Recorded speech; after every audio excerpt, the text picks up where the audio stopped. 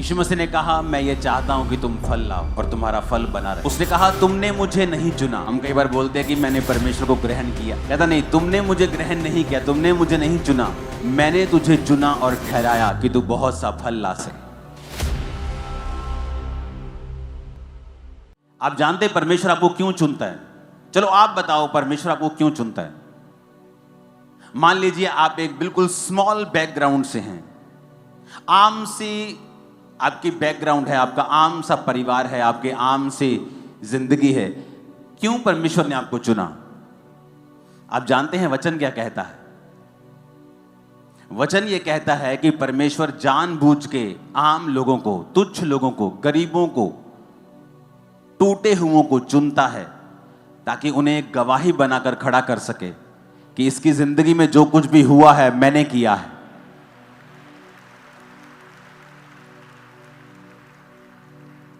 आज मैं ये नहीं कह सकता कि मैं कंप्यूटर इंजीनियर हूं तो मैं बड़ा अच्छा बोलता था, परमेश्वर ने मुझे चुन लिया। इसमें तो फिर मेरी बड़ाई होगी ना कि मैं बड़ा चालाक था तो प्रभु ने चुन लिया। जब मैं परमेश्वर में आया हूं, मैं मेंटली अपसेट था, आम लोगों में बैठकर बात भी नहीं कर सकता था, बिना दवाई और नशों के नहीं जी सकता था। प्रीच करना तो दूर की बात, आम लोगों में कन्वर्सेशन जब होती थी कि मेरे दादाजी को हार्ट अटैक हो गया, मेरी नानी मर गई, मेरी नानी को बीमारी हो गई, तो मेरे को अटैक्स शुरू हो जाते थे, मैं उनमें बैठ नहीं पाता था। तो परमेश्वर ने कहा, मैंने जगत के निर्बलों को, जगत के तुच्छों को चुन लिया ताकि उनको जो अपने आप को कुछ समझते हैं उनको मैं शर्मिंदा करूं तुम लोगों के जरिए, तुम लोगों के द्वारा। इसका मतलब परमेश्वर जब आपको चुनता है वो इसलिए आपको चुनता है कि परमेश्वर आपकी जिंदगी में कुछ बड़ा काम करना चाहता है।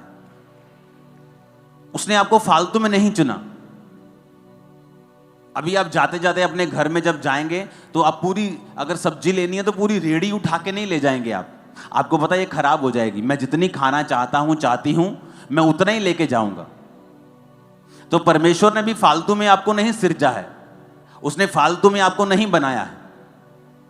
ऐसे लोग भी मैंने देखे हैं अपनी लाइफ में, आप उन्हें इंटरनेट पे सर्च करें आपको मिल जाएंगे, जिनके दोनों हाथ नहीं थे, दोनों पांव नहीं थे।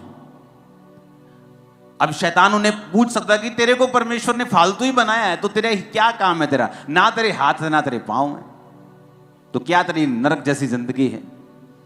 कुछ तू कर नहीं सकता, चल नहीं सकता, उठ नहीं सकता, खा नहीं सकता अपने आप, तू कुछ नहीं कर सकता।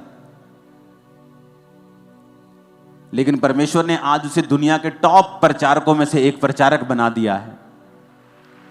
आई थिंक निक नाम है उसका, आप जाके गूगल पे सर्च करना। तो यानी आपकी कंडीशन कैसी भी हो, परमेश्वर ने आपको बड़े काम करने के लिए चुना है।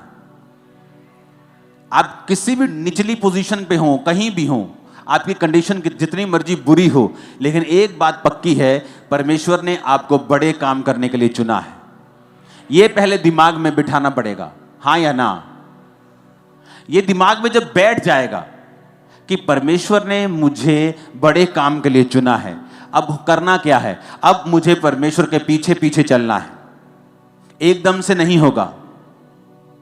यूसुफ 2-4 साल में प्रधानमंत्री नहीं बन गया, दाऊद 2-4 साल में इजराइल का राजा नहीं बन गया, 30 साल की उम्र में वो 12 गोत्रों में से एक यहूदा का गोत्र का राजा बना, और 37 साल की उम्र में वो इजराइल का राजा बना। और जब वो मसा किया गया था राजा होने के लिए, शायद वो 15 से 16 टीन एज के बीच में था वो। तो कितने साल लगे उसे उस दर्शन को पूरा होते हुए देखने के लिए, पर उतने साल क्या किया उसने? उतने साल वो मसे में बढ़ा, अभिषेक में बढ़ा, परमेश्वर के संग संग चलता रहा।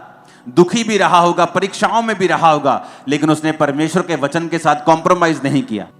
आज 2 बार वीजा रिजेक्ट हो जाए तो आदमी व्यभिचार करने चला जाता है, 3 बार किसी ने वीजा रिजेक्ट कर दिया तो दारू पीने चला जाता है। उसका परमेश्वर के साथ कोई भी संबंध नहीं है, उसे लगता है कि यही चीजें मेरे लिए आशीष हैं। वो परमेश्वर की उपस्थिति को समझता नहीं है। एक बात आपको दिमाग में रखनी होगी कि अगर परमेश्वर ने आपको चुना है तो उसने आपकी लाइफ में बड़े काम करने के लिए आपको चुना है, और वो कुछ बड़ा आपकी जिंदगी में करना चाहता है, इसमें कोई शक नहीं। अब परमेश्वर जा रहे थे और रास्ते में जब पेड़ दिखा अंजीर का, तो परमेश्वर ने कहा रुको, मुझे भूख लगी। और जब पेड़ के पास गए तो फल नहीं था, और वचन कहता है फल का समय नहीं था। फल का समय नहीं था तो परमेश्वर को बोलना चाहिए ठीक है, समय नहीं है। अब मैं सर्दियों में आम के पेड़ के पास जाऊंगा तो आम का पेड़ तो फल रहित होगा, तो मैं क्या कर सकता हूं। लेकिन बाइबल कहती परमेश्वर ने उस पेड़ को कहा सूख जा, अब से तेरा फल कोई ना खाए। क्यों? क्योंकि अंजीर के पेड़ की खासियत है जब वो पत्ते देता है तो फल भी देता है। तो वो धोखा दे रहा था, पत्ते तो दिखा रहा था दूर से कि दूर से पत्ते देके यीशु मसीह पास तो आए, लेकिन फल नहीं था। तो हमें ऐसे विश्वासी नहीं बनना है जिनका हालेलुया आमीन तो ऊंचा हो, लेकिन अपने कर्मों से वो हालेलुया और आमीन का इनकार कर रहे हो। कि मुंह से तो हालेलुया ऊंचा है कि यहोवा की स्तुति हो, लेकिन अपने कर्मों से वो शैतान की स्तुति कर रहे होते हैं। अगर यहोवा की स्तुति हो तो व्यभिचार तुम्हारी जिंदगी में फिर क्या कर रहा है? चोरियां तुम्हारी लाइफ में फिर क्या कर रही हैं? निंदा चुगली तुम्हारी लाइफ में फिर क्या कर रही है? अगर यहोवा की स्तुति हो, अगर हालेलुया बोलना है तो अपनी जिंदगी को हालेलुया के जैसा करना भी है। कि जब परमेश्वर तुम्हारा हालेलुया और आमीन देखे, तुम्हारी प्रार्थना को सुनकर तुम्हारे पास आए, तो उसे तुम फेक पेड़ की तरह ना दिखाई दो कि जिसके पत्ते तो हैं, जो ऊपर से अपने आप को धर्मी तो दिखा रहा है लेकिन अंदर से धर्मी नहीं है। हालेलुया। अब आपको यह समझ आ गया कि परमेश्वर ने मुझे चुना है, मैंने उसे नहीं ग्रहण किया, उसने मुझे चुना है और इसलिए चुना है। प्रभु कहता मैंने तुम्हें चुना है और ठहराया है कि तू बहुत सा फल लेके आए। अब हो सकता है परमेश्वर ने आपको, क्योंकि दो तरह के बुलाहट परमेश्वर आपको देता है। पहली बुलाहट सबकी एक है जो मत्ती में लिखा है कि जाओ और सब जातियों को चेला बनाओ और सुसमाचार सुनाओ। अगर आप डॉक्टर हैं आपकी बुलाहट यही है, अगर आप इंजीनियर हैं आपकी बुलाहट यही है, आप एक रिक्शा वाले हैं आपकी बुलाहट यही है। सबकी बुलाहट है कि जाओ और सब जातियों को चेला बनाओ और उन्हें बाप बेटा पवित्र आत्मा के नाम से बपतिस्मा दो। सबकी बुलाहट है ये। कोई नहीं कह सकता कि मैं बिजी हूं, मैं बिजनेसमैन हूं, मेरी वाइफ करती है, कोई नहीं कह सकता, क्योंकि ये परमेश्वर का हुक्म है। दूसरी बुलाहट है कि परमेश्वर ने आपको इस दुनिया में काम करने के लिए भी भेजा है। दूसरी बुलाहट यानी आपकी पहली बुलाहट सुसमाचार की है, उसको सपोर्ट करने के लिए परमेश्वर आपको बिजनेस देता है, किसी को जॉब देता है, किसी को कोई काम देता है, वो आपकी दूसरी बुलाहट है। आप डॉक्टर हैं, इंजीनियर हैं, बिजनेसमैन हैं, आप किसी कंपनी में हैं, वो आपकी दूसरी बुलाहट है। लेकिन पहली बुलाहट सबकी एक है कि उन्हें परमेश्वर का काम करना है। और तब जब हम परमेश्वर के संग चलना शुरू करते हैं, और में ये वचन समझ आता है, क्योंकि अगर वचन समझ में आ जाए ना, वचन अगर खाने पड़ जाए और अंदर स्पिरिट में हम इसको लेकर खा लें। यहोजकेल की पुस्तक में लिखा, परमेश्वर ने कहा इस पुस्तक को ले और इसे खा जा इसे, आंतरियां इस भर ले अपनी और इसे पचा ले। लिखा वो पुस्तक उसके मुंह में शहद के समान मीठी लगी। क्यों कहा परमेश्वर ने ऐसा? क्योंकि वचन को समझना और उस पर मनन करना, मनन का मतलब है अपना ध्यान उस पर लगाना कि प्रभु मुझसे कहता है। मैं लाखों की भीड़ से बात नहीं कर रहा हूं, मैं आपसे कर रहा हूं। प्रभु मुझसे यह कह रहा है कि मैंने तुझे चुना है और ठहराया है कि तू बहुत सा फल, यानी तेरी जिंदगी में बड़े अच्छे अच्छे रिजल्ट होंगे जो मैं तुझे दूंगा। प्रभु मुझसे कह रहा है और वो आपसे कह रहा है। क्या वो झूठ बोलता है? मैंने कहा क्या वो झूठ बोलता है? क्या वो पक्षपात करता है? क्या वो मुझे कह रहा है और तुझे नहीं कह रहा है? ऐसा लिखा है बाइबल में। क्या उसने ये कहा है कि मैं ये बात सिर्फ अपने चेलों के लिए लिखता हूं? उसने कहा नहीं, हर एक व्यक्ति जो बपतिस्मा ले चुका है, जो परमेश्वर को, उसकी आत्मा को अपने अंदर पा चुका है, जो यीशु मसीह के नाम को ले रहा है, परमेश्वर ने कहा मैंने तुझे चुना और ठहरा दिया है कि तू बहुत सा फल लाए। फल का मतलब क्या? रिजल्ट, टेस्टिमनीज, गुड कैरेक्टर, आत्मिक फल, शारीरिक रिजल्ट, गवाहियां, हीलिंग, डिलीवरेंस, एवरीथिंग जो इस दुनिया में है, परमेश्वर ने कहा मैंने तुझे चुना और ठहराया कि तू बहुत सा फल लाए। और अगर मैं इस वचन के ऊपर मनन करूं तो कि प्रभु मुझसे कह रहा है इंडिविजुअली, अकेले को मुझे, कि मैंने तुझे चुना, मैंने तुझे ठहराया कि तू बहुत सा फल ला सके। यानी आपकी जिंदगी एक्स्ट्रा ऑर्डिनरी होने वाली है, क्योंकि खुदा ने कहा है कि तू बहुत सा फल लाएगा। उसने ये नहीं कहा तू ठीक ठीक फल लाएगा, तू थोड़ा थोड़ा फल लाएगा, तू गुजारे योग्य फल लाएगा। उसने कहा तू बहुत सा फल लाए, तू इतना फल लाएगा। लेकिन करना क्या होगा? परमेश्वर ने कहा मैंने तुझे चुना और ठहराया।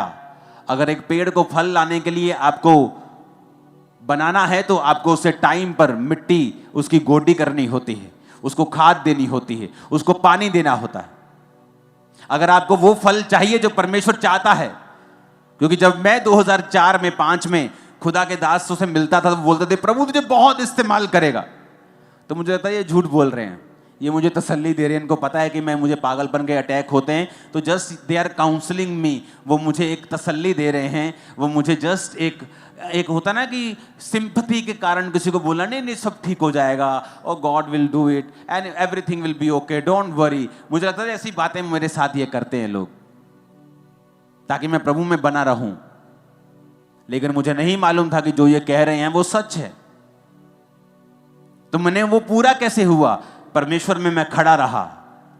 आंधी तूफान आते हैं, पेड़ बना रहता है, अगर उसकी जड़ें मजबूत हैं वो गिरता नहीं। उसके बाद पानी, यानी परमेश्वर के वचन से अपने आप को हर वक्त फुल रखना। आंधी और तूफानों में परमेश्वर को, उसके वचन को पकड़े रहना और उसे छोड़ना नहीं। फास्टिंग के साथ, प्रार्थना के साथ एक खाद की तरह काम करना, जिस तरह प्रार्थना और फास्टिंग एक खाद की तरह काम करती है, वचन पानी की तरह काम करता है, और धीरे धीरे फिर आप फल लाने लगते हैं। जिस काम के लिए परमेश्वर ने आपको अपने लहू से खरीदा होता है, परमेश्वर उसको जाहिर करना शुरू करता है, फल आने शुरू होते हैं। पहले साल थोड़े, दूसरे साल थोड़े ज्यादा, तीसरे साल और ज्यादा, छठे, सातवें, 10वें साल में आप फलों से भरे हुए होते हैं। ओ आमीन ऊंचा तो ये फल आपकी लाइफ में एंटर कर रहे हैं, फाइनेंस में एंटर कर रहे हैं, परिवारों में एंटर कर रहे हैं, स्पिरिट्स में एंटर कर रहे हैं, सेवकाइयों में एंटर कर रहे हैं, बच्चों की लाइफ में एंटर कर रहे हैं। आमीन ऊंचा तो ये बरकत तुम्हारी है चर्च। हालेलुया। उसने कहा मैंने तुझे चुना। कोई इंसान नहीं कह रहा है, कोई पॉलिटिशियन नहीं कह रहा मुकर जाएगा, जब पार्टी बड़ी देखेगा इधर उधर तो हो जाएगा। कोई इंसान नहीं कह रहा, खुदा कह रहा है। जिसे किसी कोर्ट में लेके नहीं जाया जा सकता, जिसके ऊपर कोई केस नहीं चलाया जा सकता, जो कभी झूठ नहीं बोलता है। आपको लगता है जिस तरह मैं झूठ नहीं बोलती उसी तरह प्रभु झूठ नहीं बोलता? नहीं, वो ये बात नहीं कर रहा, वो ये बात नहीं कर रहा कि ये कितने का लिया, मैंने ये 200 रुपए का लिया, झूठ बोल दो, मैंने 500 का लिया। आपको लगता है ये झूठ है? हाँ ये झूठ है, लेकिन परमेश्वर उस झूठ के बारे में बात नहीं कर रहा, वो ऊपर का एक सच बता रहा है। पता है क्या? आप मुझसे पूछे, मैं बोलूंगा ये क्या है, आप पूछेंगे ये क्या है, मैं बोलूंगा ये रुमाल है। लेकिन अगर परमेश्वर कहेगा ये रुमाल नहीं है, ये पूरा एक प्लेनेट है, तो ये झूठ नहीं, जो प्रभु के मुंह से निकला वो सच हो जाएगा और ये यहां से चला जाएगा और पूरा ग्रह बन जाएगा। आप मेरी इसलिए कहते हैं वो झूठ बोल नहीं सकता। क्यों? कि अगर वो बोलेगा तो वैसे ही हो जाएगा। इसलिए बाइबल कहती है वो झूठ नहीं बोल सकता। क्यों? वो कुछ भी बोलेगा तो हो जाएगा। इसलिए बोलते क्रिश्चियन लोगों को मजाक में भी कई चीजें नहीं बोलनी चाहिए, क्योंकि आपके जो जुबान है, आपके जो वचन हैं, वो आपकी जो बनावट है परमेश्वर ने अपने स्वरूप में की है। आप अपने बच्चों को श्रापित नहीं कर सकते, ये बड़ा शरारती है, ये बड़ा जिद्दी है, ये बड़ा ढीठ है, ये मेरी सुनता नहीं, नालायक है, आप नहीं कह सकते। अगर हमने किसी को ऐसा बोला होता पहले जाके हम कैंसिल करते, प्रभु जो हमने कहा वो कैंसिल है, वो कैंसिल है, वो कैंसिल है, खुदावन आगे से नहीं बोलेंगे, क्योंकि ये बीज की तरह काम करता है। तो पहले मनन करो, अपने अंदर एक वचन को बिठाओ कि प्रभु ने मुझे चुना है, मुझे ठहराया है, कि मैं बहुत सा फल लेके आऊं। आज के बाद आप जब चलेंगे, सिर्फ पाप आपकी लाइफ में नहीं होना चाहिए। वचन पढ़ना यानी पानी देना, खाद यानी प्रार्थना और उपवास का जीवन अगर आपका होगा, तो आपको ये दिमाग में विजन रखना है कि आप बहुत सा फल लाने वाले हो। Too many fruits, too much, आप बहुत फल लेके आने वाले हो। आमीन। मेरे को ऊंचे वाला चाहिए चर्च। Hallelujah, hallelujah. अब मेरे को यह मालूम हो गया कि परमेश्वर ने मुझसे कहा है कि मैं फल लाऊंगा, मेरा फल बना रहेगा। यह परमेश्वर की मर्जी है, लेकिन उसके लिए मुझे अब दूसरा स्टेप लेना होगा। वो क्या है? परमेश्वर की दी हुई बुलाहट में बने रहना। क्योंकि परमेश्वर जो कुछ कहता है, अगर आप उससे हटकर काम करते हैं तो फिर आप परमेश्वर के फलों में नहीं रह सकते हैं। बाइबल कहती है, योना नबी की पुस्तक 1 अध्याय उसकी 1 आयत में, यहोवा का यह वचन अमित्ते के पुत्र योना के पास पहुंचा, उठकर उस बड़े नगर निनवे को जा और उसके विरुद्ध प्रचार कर, क्योंकि उसकी बुराई मेरी दृष्टि में बढ़ गई है। परंतु योना यहोवा के सम्मुख से तरशीश को भाग जाने के लिए उठा और याफा नगर को जाकर तरशीश जाने वाला एक जहाज पाया और किराया देकर उस पर चढ़ गया और उसके साथ यहोवा के सम्मुख से वो तरशीश को चला जाए। तब यहोवा ने समुद्र में एक प्रचंड आंधी चलाई और समुद्र में बड़ी आंधी उठी कि जहाज टूटने पर था। मल्लाह लोग उठकर अपने देवता की दुहाई देने लगे और जहाज में जो व्यापार की सामग्री थी उसे समुद्र में फेंकने लगे कि जहाज हल्का हो जाए। परंतु योना जहाज के निचले भाग में उतरकर सो गया था और गहरी नींद में पड़ा हुआ था। तब मांझी उसके निकट आकर कहने लगा, तू भारी नींद में पड़ा हुआ क्या करता है? उठ अपने देवता की दुहाई दे। संभव है कि ईश्वर हमारी चिंता करे और हमारा नाश ना हो। तब उन्होंने आपस में कहा, आओ हम चिट्ठी डालकर जान लें कि ये विपत्ति हम पर किसके कारण पड़ी है। तब उन्होंने चिट्ठी डाली और चिट्ठी योना के नाम पर निकली। तब उन्होंने उससे कहा, हमें बता कि किसके कारण ये विपत्ति हम पर पड़ी है। तेरा बिजनेस, तेरा उद्यम क्या है? तू कहाँ से आता है और तू किस देश और किस जाति का है? योना ने उन भाइयों से कहा, मैं इब्री हूँ और स्वर्ग का परमेश्वर यहोवा जिसने जल स्थल दोनों को बनाया है उसी का भय मानता हूँ। तब वे बहुत डर गए और उससे कहने लगे, तूने ये क्या किया है? वे जान गए थे कि वो यहोवा के सम्मुख से भाग आया है, क्योंकि उसने आप ही उनको बता दिया था। तब उन्होंने योना से पूछा, हम तेरे साथ क्या करें जिससे समुद्र शांत हो जाए? उस समय समुद्र की लहरें और भी बढ़ती जाती थी। योना ने उनसे कहा, मुझे उठाकर समुद्र में फेंक दो, तब समुद्र शांत पड़ जाएगा, क्योंकि मैं जानता हूं कि यह भारी आंधी तुम्हारे ऊपर मेरे ही कारण आई है। तो भी वो बड़े यत्न से खेते रहे कि उसको किनारे पर लगाएं, परंतु पहुंच ना सके, क्योंकि समुद्र की लहरें उनके विरुद्ध बढ़ती ही जाती थी। उन्होंने यहोवा को पुकार कर कहा, हे यहोवा, हम विनती करते हैं कि इस मनुष्य के प्राण के बदले हमारा नाश ना हो, ना हमें इस निर्दोष की हत्या का दोषी ठहरा, क्योंकि हे यहोवा, जो कुछ तेरी इच्छा से था तूने वही किया है। तब उन्होंने योना को उठाकर समुद्र में फेंक दिया और समुद्र की भयानक लहरें थम गईं। तब उन मनुष्यों ने यहोवा का भय माना और उसको भेंट चढ़ाई और मन्नतें मानी। यहोवा ने एक बड़ा मच्छ ठहराया था कि वो योना को निगल ले, और योना उस मगरमच्छ के पेट में 3 दिन और 3 रात पड़ा रहा। अब यहां पर परमेश्वर अपने एक दास को कहता है कि बेटा जा और नीनिवे नगर को जाके उनके बारे में प्रचार कर। तू उनको प्रचार कर कि 40 दिन के अंदर अंदर, जब आप योना 3 उसकी 4 आयत को पढ़ते हैं कि अब से 40 दिन के बीतने पर नीनिवे उलट दिया जाएगा। कि परमेश्वर कहता है कि जा बेटा प्रचार कर ऐसे देश में जाके जो मुझसे मुकर गए हैं, और जा और उनको बता कि वो मन फिराएं और अपना प्रचार कर। और वचन कहता है कि योना यहोवा के सम्मुख से किसी और शहर को भागने के लिए चला, किराया देकर एक सुंदर से क्रूज शिप में चला गया कि चलो नज़ारे लेंगे, समुद्र के नज़ारे लेंगे। कौन सेवा करता फिरेगा, ये लोगों के पास जाएंगे, ये लोग सताएंगे मुझे। परमेश्वर तू दयालु है, तू अनुग्रहकारी है, तू इनको बचा ही लेगा, तू उनको कौन सा नाश करेगा। तू कितने सालों से कह रहा है कि मैं नाश कर दूंगा, करता तो तू है नहीं। परमेश्वर अपने आप बचा लेगा। और ये सोचकर शैतान की बातें उसके मन में आई और वो परमेश्वर के सामने से भाग गया। और जब भागा, जब तो समुद्र में आंधी और तूफान आया। और अगली स्टोरी आपने पढ़ी है। सब लोग पूछने लगे ऐसा क्यों हुआ, तो कहता मैं परमेश्वर के सामने से भाग आया हूं। कुछ मुसीबतें आपकी लाइफ में ऐसी हैं, वो प्रार्थना से कभी नहीं जाती। अगर परमेश्वर ने आपको किसी काम के लिए ठहराया है, सेवा के लिए ठहराया है कि बेटा तुझे ये सुसमाचार की सेवा करनी है, आप भाग जाएं और कहें ये बहुत मुश्किल है, इसमें तो सताव का सामना करना पड़ेगा, इसमें तो अपनी पर्सनल लाइफ को साइड पर रखना पड़ेगा, तो ये कैसे पॉसिबल है। परमेश्वर क्या मैं बिजनेस करके अपने पैसों से तुझे सपोर्ट कर सकता हूं? मैं 50% तुझे पार्टनर बनाता हूं। परमेश्वर कहता नहीं, जो मैं चाहता हूं तू वही करेगा। इमेजिन करो, जब उसने दिमाग में सोच लिया कि मैं नहीं जाऊंगा, मैं प्रचार नहीं करूंगा, उसे कुछ नहीं हुआ, बल्कि उसे और रिलैक्स फील हुआ होगा। हाँ रिलैक्स, मजा आ गया, थोड़ा बोझ कम हुआ।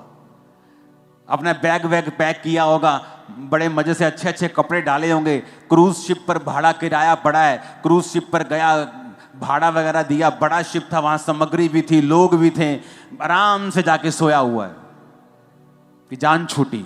क्योंकि जब लोग गलत स्टेप्स लेते हैं और वो सेवा त्याग देते हैं या प्रभु का दिया हुआ बुलाहट त्याग देते हैं, उनको एकदम से कभी भी तूफान का सामना नहीं करना पड़ा। ये हिस्ट्री बताती है। जब भी कोई व्यक्ति गलत काम करता है, उसे एकदम से कभी भी मुसीबत का सामना कई बार नहीं करना पड़ता है। हां, धर्मी को अगर थोड़ी सी भी वो गलती करे, हो सकता है परमेश्वर अगले दिन ही उसके कान खींच ले और उसको मारे और उसको झिड़के और उसको सुधारने के लिए कुछ भी वो कर सकता है, क्योंकि परमेश्वर देखता है कि ये सुधर सकता है।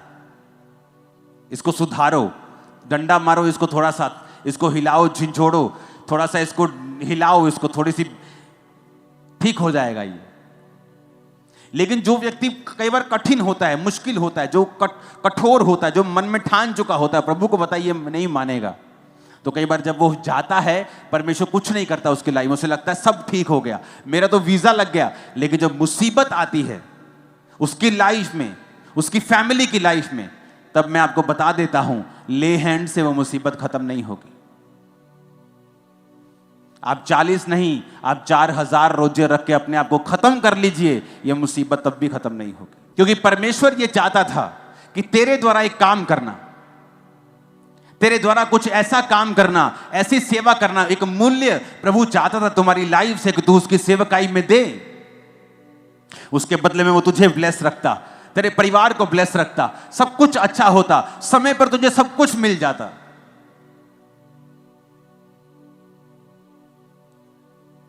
लेकिन जब हम परमेश्वर से हटते हैं और योना नबी की तरह काम करते हैं, फिर आता है एक टर्निंग पॉइंट जहां लाइफ में फिर मुसीबत एंटर करती है। और मैं आपको बताना चाहता हूं, अपने पास्टर को इस मुसीबत के लिए कृपया तंग ना करें, क्योंकि यह मुसीबत ले हैंड से जाने वाली नहीं है। यह मुसीबत तुम्हारी तौबा की वजह से जाएगी, जो तुम करना नहीं चाहते हो। योना कहता प्रभु, अगर आप 2 बाब पढ़ेंगे ना तो लिखा, जब मैं समुद्र की तह तक चला गया, पानी मेरे ऊपर था और मैं मूर्छा खाने लगा, मैं पहाड़ों की जड़ तक जब पहुंच गया, तब मैंने यहोवा की दुहाई दी और उसने एक मगर को भेजा, एक मच्छी को भेजा, जो उसने मुझे निगल लिया। पेट के अंदर पड़ा पड़ा वो 3 दिन रात परमेश्वर की दुहाई देता रहा और परमेश्वर के उस मच्छ ने उसको निगल दिया। जब तौबा की कि परमेश्वर मुझे माफ कर दे, मैं जाता हूं,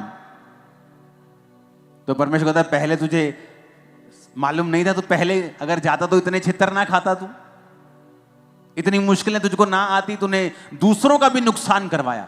व्यापार की वस्तुएं उसमें घी होगा, उसमें चावल होंगे, उसमें क्या क्या व्यापार पुराने जमाने में होता, कपड़े होंगे, सारा कुछ समुद्र में फेंका। फाइनेंशियली नुकसान किया, दूसरों का नुकसान किया। कुछ परिवारों का नुकसान होता है जब उनके बच्चे सेवा छोड़ते हैं, लेकिन तब वो नहीं बोलते, आने दो, अब घर आ गया, मेरे घर का काम करेगा। भाई साहब, वो घर का काम नहीं करेगा, वो नुकसान करेगा। क्यों? क्योंकि वचन ऐसा कहता है कि यहोवा के घर में, उसकी सेवा में जो आशीष है, पीछे मुड़ने पर वो श्राप है। क्योंकि प्रभु उसी श्राप से तुम्हें बचाना चाहता है, इसलिए वो तुझे सेवा के लिए बुला रहा है। अगर मैं सेवा ना करता, मैं जीवित नहीं रहता, मुझे मालूम है। तो परमेश्वर ने उस कर्ज को खत्म करने के लिए मुझे कहा, अगर तू सेवा करेगा वो कर्ज खत्म हो जाएंगे। तो शैतान जानता है कि वो कर्ज जो शैतान तुम्हें देना चाहता है वो नहीं दे पाएगा अगर तू यहोवा की बुलाहट को पूरा करेगा। अब किसी के जीवन में बुलाहट कुछ है और किसी के जीवन में कुछ है, और अगर वो अपनी बुलाहट से भागता है, वो अपना तो नुकसान करता भी है, अपने आसपास का भी नुकसान करता है। फिर आप ले हैंड करवा लो, आप 40 रोजे रख लो, 80 रख लो, 120 रख लो कि हील हो जाए, डिलीवर हो जाए, ये मुसीबत चली जाए। वो नहीं जाने वाली, क्योंकि वो मुसीबत सिर्फ तौबा से जाएगी। जो कार्य प्रभु ने दिया उसे पूरा करने पर ही वो जाएगी। लेकिन ईगो रास्ते में आती है, और वो ईगो के कारण लोग मारे जाते हैं। पारिवारिक मेंबर्स का नुकसान होता है, फाइनेंस का नुकसान होता है, जीवन का नुकसान होता है, बुढ़ापे में और अधिक उनको तकलीफों का सामना करना पड़ता है। वो सॉन्ग है ना, खुदाया तेरी रूह तो मैं भला आ ना सके किधर जाऊं, कि तू सब तरफ है, मैं कहां जाऊं। आसमान में चढ़ू तू है, समुद्र के नीचे तू है, हर जगह तू है। कभी परमेश्वर की बुलाहट से भागो मत, क्योंकि जब आप बुलाहट से भागेंगे तो परमेश्वर का कोई भी नुकसान नहीं होगा।